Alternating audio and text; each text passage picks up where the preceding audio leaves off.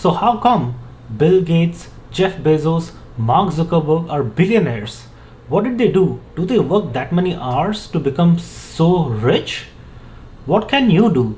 Should you save a lot of money to get richer?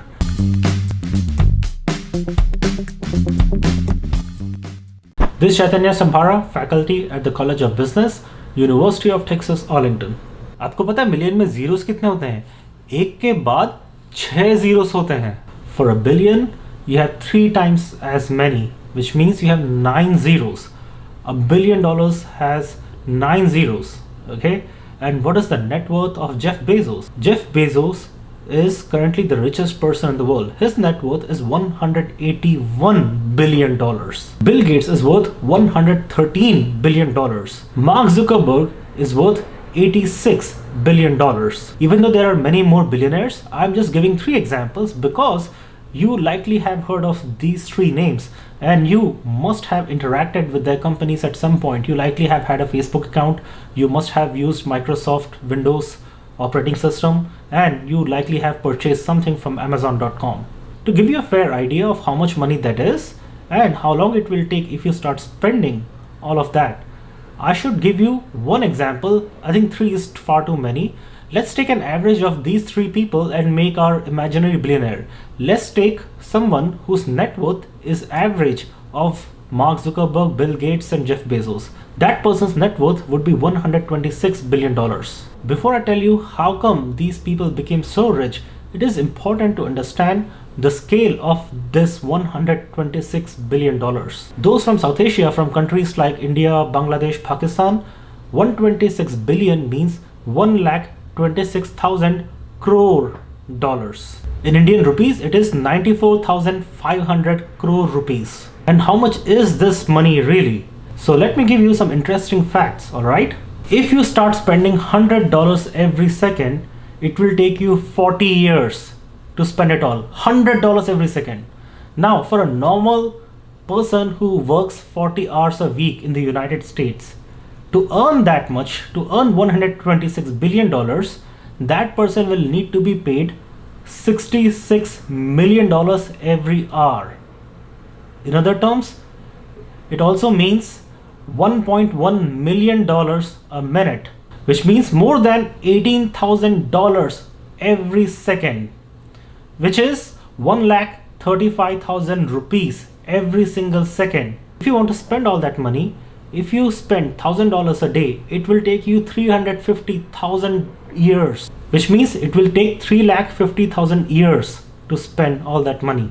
In Indian context, if this person starts distributing 1,000 rupees to every single citizen of India every single day, it will take whole 7 days to spend all that money.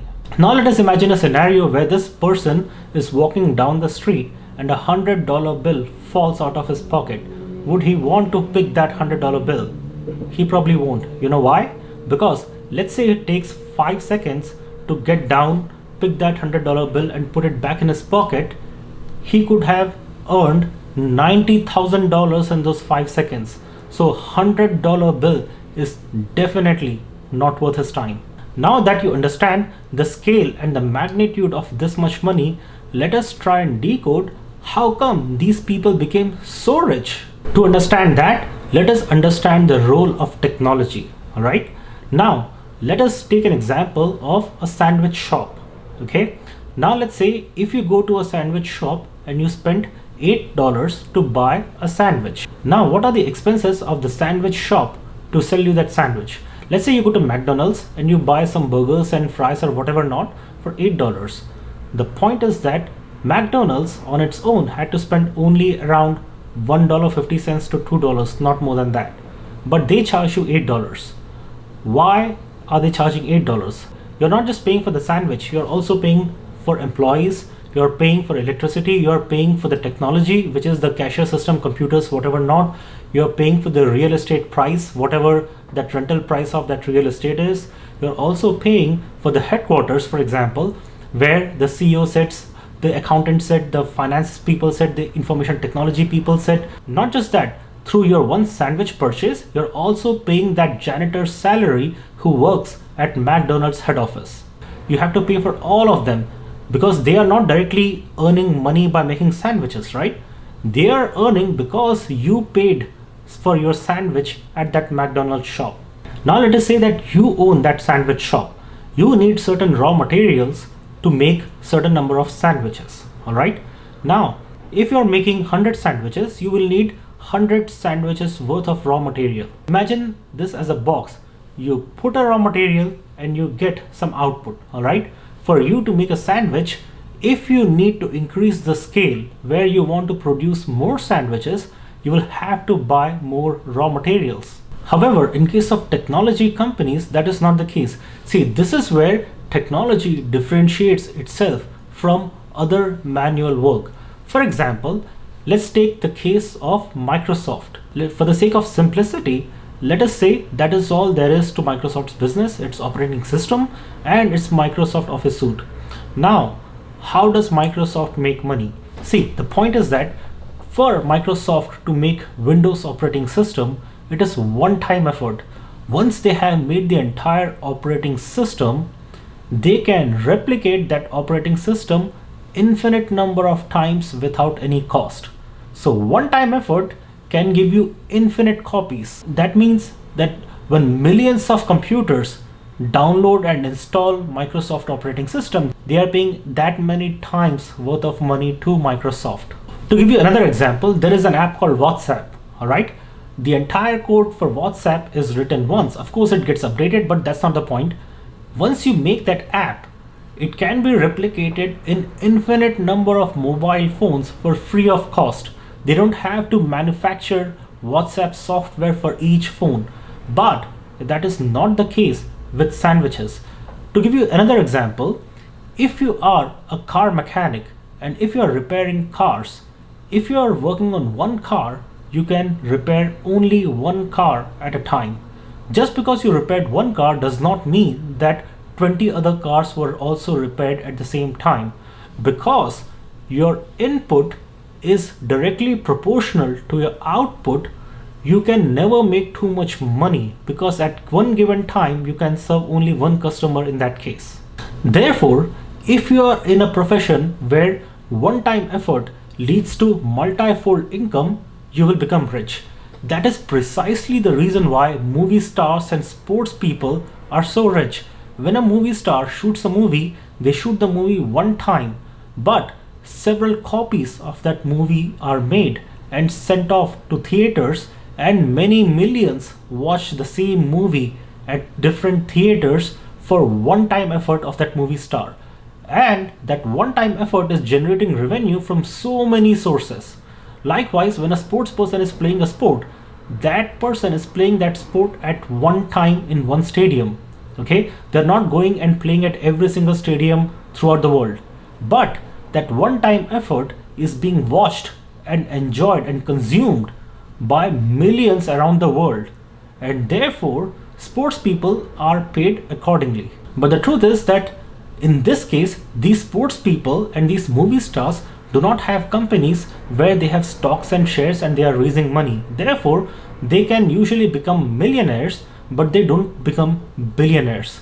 To become a billionaire, you need to have a certain company with certain reach, and then you need to have certain share of that company. To summarize, because of technology, one-time effort, you can reach millions of people at nearly zero cost of replication. Now there are many examples, but let's just look at one example of Jeff Bezos, how he became the richest person in the whole world. To understand how Jeff Bezos became the richest person in the world, let us try and understand how Amazon's stock has been performing over the years. On May 30th, 1997, one share of Amazon was worth $50. So if you owned one share, you had to pay only $1.50 to buy one share. And then the cost of Amazon stock kept increasing to a level where in 2008 it was in $40-50. And look at what happened after 2018. The stock just shoot. It ended at 3183, more than $3,100 on August 4th, 2020. Look at the jump. So in 1997, if you had invested $100 on Amazon, you would have $212,000, $212,000 for $100 investment. Now let us scale it up. If you had invested $1,000 in 1997, those $1,000 today would have been worth $2.1 million.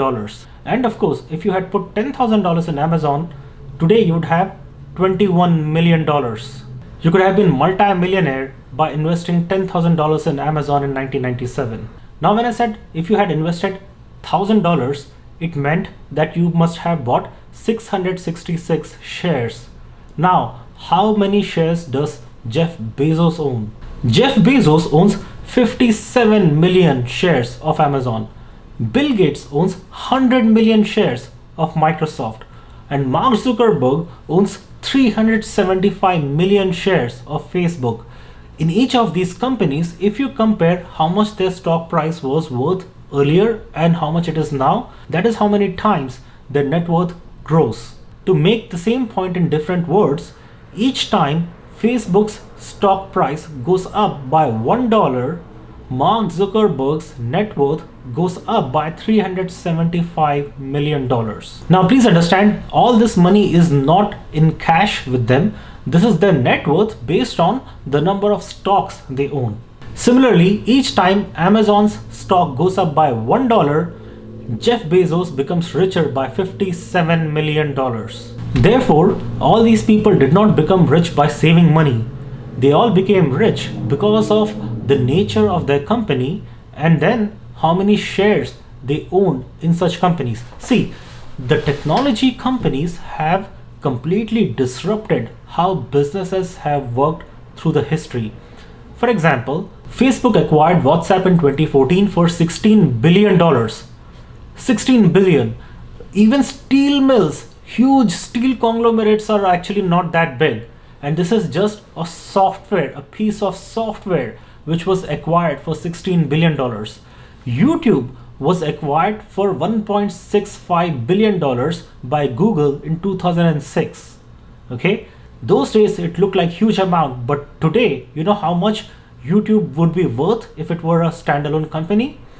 YouTube would be worth $300 billion. Of course, so many people are watching YouTube videos like you're watching this video through your phone, through your computers and whatever not. The scale at which YouTube is accessible to people, a piece of steel cannot reach that many people at all times. So what can you learn from it? See, the point is that you cannot ever become wealthy or financially secure by just saving money. In fact, if you keep saving money in your bank account, your net worth keeps going down. Let me explain why your net worth keeps going down.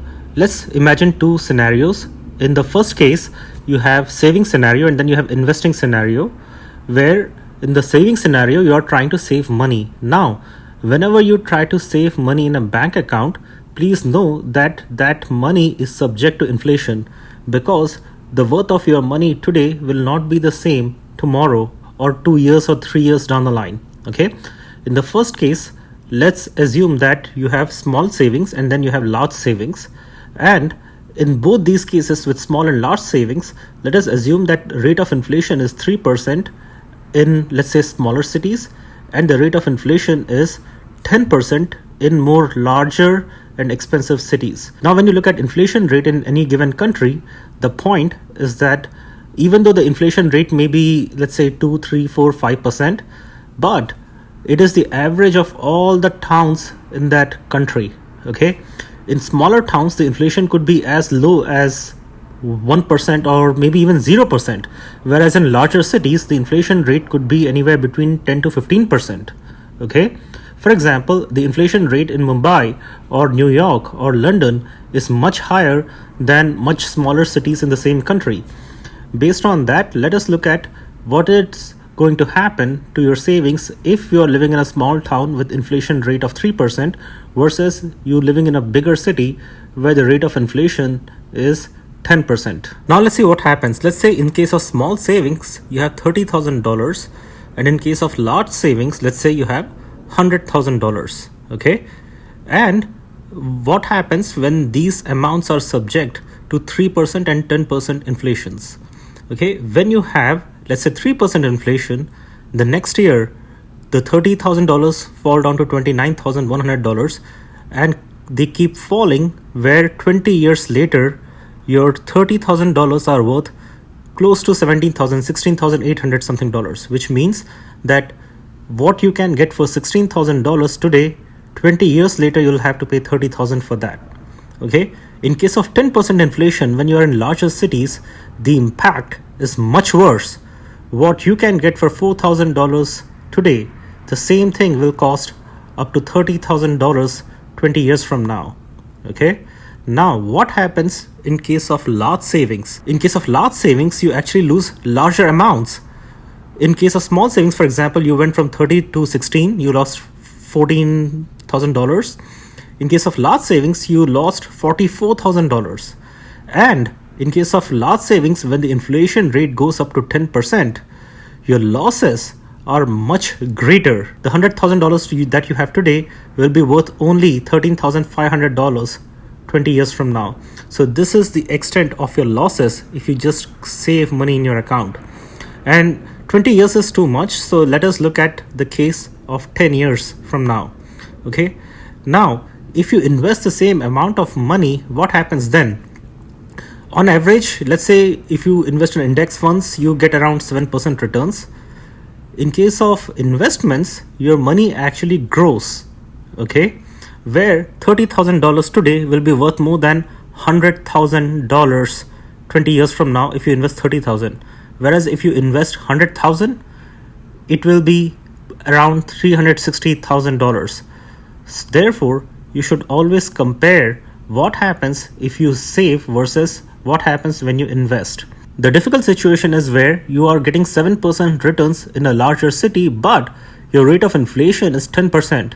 So even though you're investing, you're still losing money, but the point is that your losses are lower than if you had not invested at all. Because the inflation is a very important factor when it comes to your savings. If you are living in a big city and the inflation is higher than your stock returns, no matter what you do, you will keep losing money. And this is precisely the reason why things are much more expensive today and affordability is lower than what it used to be 20-30 years ago. So to compensate for that, all you want to do is to be in a job where your salary also keeps increasing so that you can also invest more.